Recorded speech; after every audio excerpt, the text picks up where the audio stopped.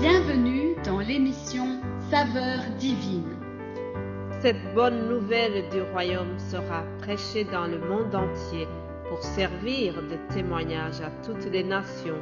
Alors viendra la fin. Ce pain céleste vous est présenté par Immaculée Niraneza.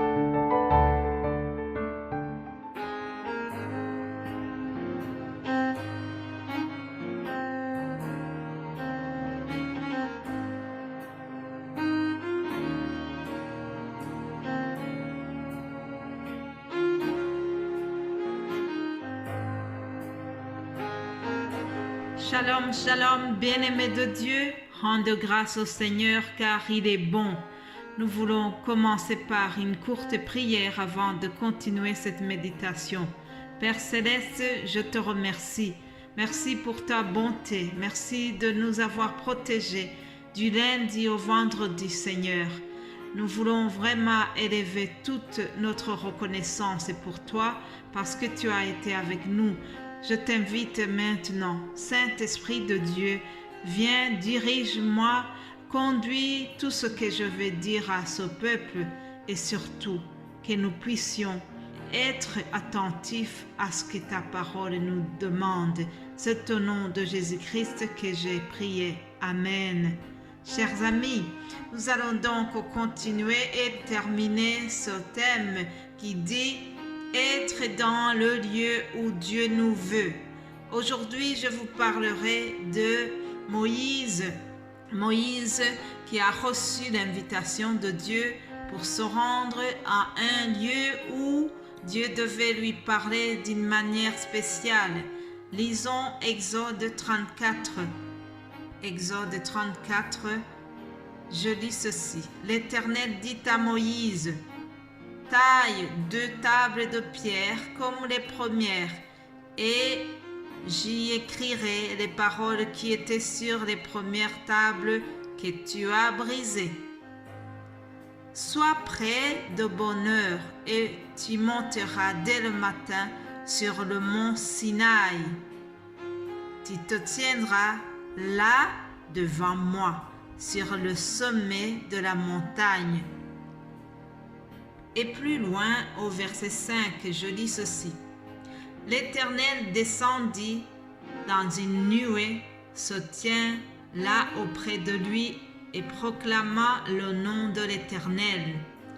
Et l'Éternel passant devant lui et s'écriant: L'Éternel, l'Éternel, Dieu miséricordieux et compatissant, lent à la colère, riche en bonté et en fidélité, qui conserve son amour jusqu'à 1000 générations, qui pardonne l'iniquité, la rébellion et le péché, mais qui ne tient point le coupable pour innocent, et qui punit l'iniquité des pères sur les enfants et sur les enfants des enfants jusqu'à la 3e et à la 4e génération. Aussitôt, Moïse s'inclina à terre et adora. Amen. Chers amis, notre Dieu nous parle. Dieu, le Père Céleste, parle souvent à ses enfants et de plusieurs façons. Dieu peut nous parler au travers un culte, au travers une chanson, au travers le moment de la louange, au moment de la prédication. Mais Dieu aussi veut nous parler en intimité, en étant de tête à tête, rien que nous deux. Alors c'est ce qu'il a fait pour Moïse. Dieu a invité Moïse à un endroit plus précis. Dieu voulait lui parler sur le mont Sinaï. Moïse devait quitter, le peuple devait quitter le rassemblement du peuple d'Israël et se mettre à part, aller sur le mont Sinaï pour rencontrer le Seigneur, et Dieu devait lui parler en intimité. Il faut noter que Moïse, c'est l'image de Christ en ce qui concerne la fonction de médiateur. Dans l'ancienne alliance, Moïse fait ce que Christ a fait pour nous. Moïse, c'est le médiateur entre le peuple et Dieu. Et dans la nouvelle alliance, Christ est notre médiateur entre Dieu et nous. Alléluia. Alors, ici, je vous ai dit que Dieu invite Moïse à se rendre dans un lieu précis sur le mont Sinaï. Pourquoi est-ce qu'il devait se rendre là-bas? Parce que Dieu va renouveler l'alliance. Dieu va lui donner des recommandations avant qu'il aille sur le mont Sinaï. Et nous allons voir que Moïse a obéi à toutes les instructions que Dieu lui a données. Donc il a obéi à la lettre. Qu'est-ce que Dieu lui a dit? Il lui avait demandé de se lever très tôt le matin. Moïse a dû briser son sommeil pour se rendre au rendez-vous de Dieu. Alors il lui a demandé d'aller sur la montagne de Sinaï. Moïse devait obéir et ne pas se rendre à un autre lieu que ce que Dieu avait choisi. Aussi, il ne devait pas aller les mains vides, mais il devait prendre les 2 tables avec lui. Tout ça, ce sont les consignes que Dieu avait données. Alors, dans le chapitre 32, nous voyons ce qui s'était passé. C'est que Moïse, suite à la colère qu'il a eue en remarquant que le peuple s'était taillé un veau d'or, Aaron avait aidé le peuple de Dieu et ils ont fabriqué un veau d'or. Le peuple s'est mis à adorer le veau d'or à la place de Dieu. Lorsque Moïse est descendu dans l'entretien qu'il avait avec Dieu, il a remarqué cela et il a été en colère. L'Éternel également était très en colère. Il a dit lui-même à Moïse, je vois que ce peuple est un peuple au cou raide. Maintenant, laisse-moi, ma colère va s'enflammer contre eux et je les consumerai, mais je ferai de toi une grande nation. Ça, c'est l'Éternel qui parle à Moïse. Alors, remarquez que, voyant la colère de Dieu, Moïse va implorer l'Éternel pour que l'Éternel calme sa colère. Donc, dans le chapitre 32, nous voyons Moïse qui fait la médiation entre l'Éternel et le peuple. Et comme Moïse avait la faveur de Dieu, l'Éternel a écouté sa demande.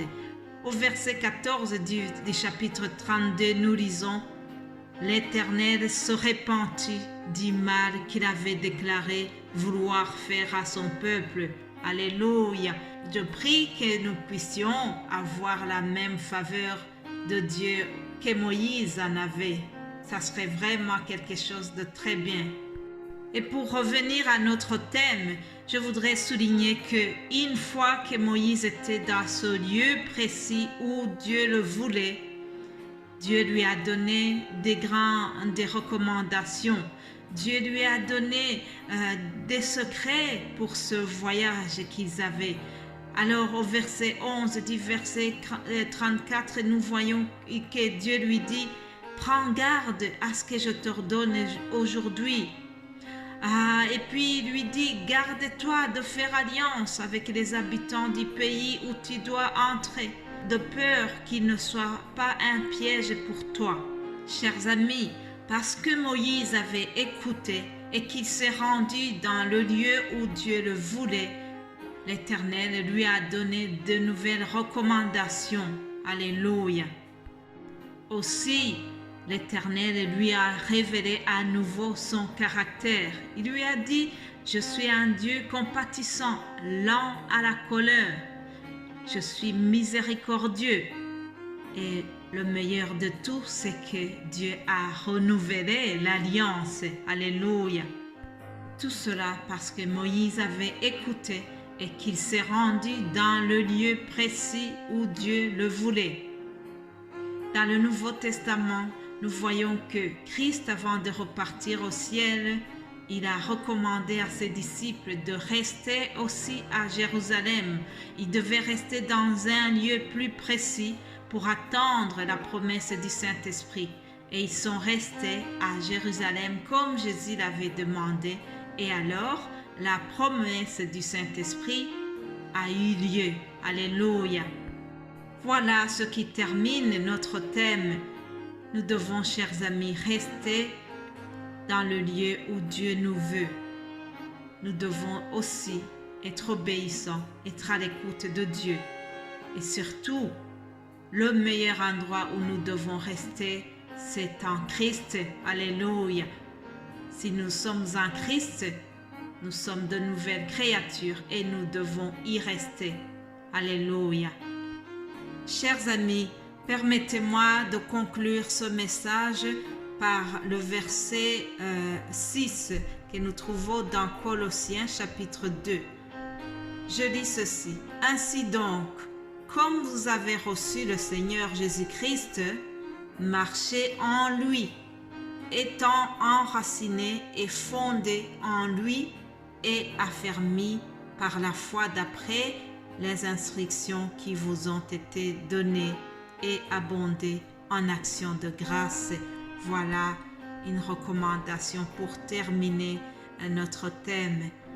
Nous devons marcher en Christ et nous devons surtout être enracinés en lui. C'est le meilleur endroit.